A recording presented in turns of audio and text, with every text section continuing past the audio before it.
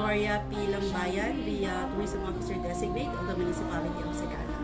And welcome to Sagada po. Entering Sagada, you must have to register and pay the environmental fee, the amount of 100 pesos.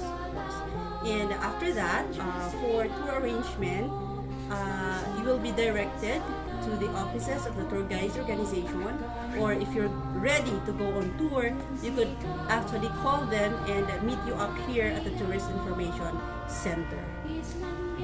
Please be reminded please be reminded na wag pong iwala yung resibo, because that will be checked. It will serve as your passes dun sa mga sites na pupuntahan. For the guide, here in Sagada, we recognize the independence of our tour guides organization, and we allow them to do the tour arrangement. So sila po ang nagbibigay ng accredited guide sa inyo, sila po ang nag-a-arrange ng itineraries na gusto nyong puntahan, and nag-a-assist in getting a shuttle service po. Okay, for 2023, we had 127,332 visitors who came here in Sagada. The most visited spot is the Echo Valley Hanging Coffins. Usually, our tourists, the bulk of our tourists, let's take the statistics for the year 2023 and 2022. Actually, medyo pareho po sila. Ang buwan na pinakamarami po ang turista is around April and December. Yan po ang pinaka binibisita talaga ang Sagada as per records na.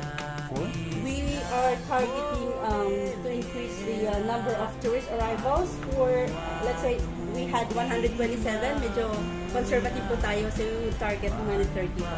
Sana lang po maabot natin yun. As for the tourist site has their own carrying capacity. So let me just mention the Marlborough Hills. Meron po mga 800 po ang carrying capacity niya. And sa cave would be around 300 person po.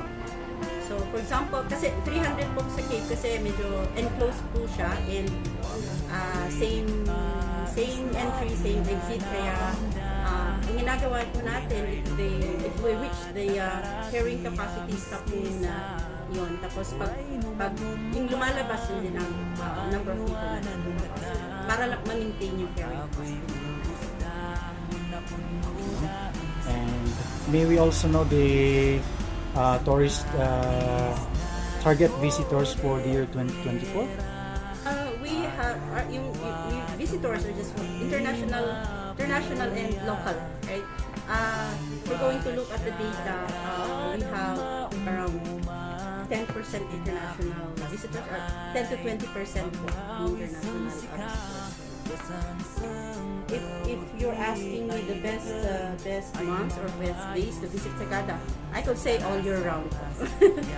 All year round, syempre, kasi pare-pareho rin naman ang binibisita na puro magaganda na.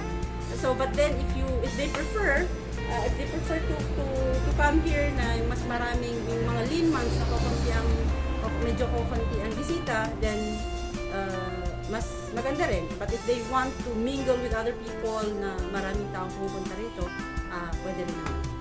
But as I stated a while ago, yung mga months talaga na pinupuntahan dito is around mga November, December, and then mga summer season. For the tourists who are visiting the place, don't forget you will be given actually at the registration center, the Tourist Information Center, you will be given a pamphlet. Please lang po, don't forget to read the reminders po. Nandun po ang dapat na tatandaan pag nandito po tayo sa Sagada. Ilang din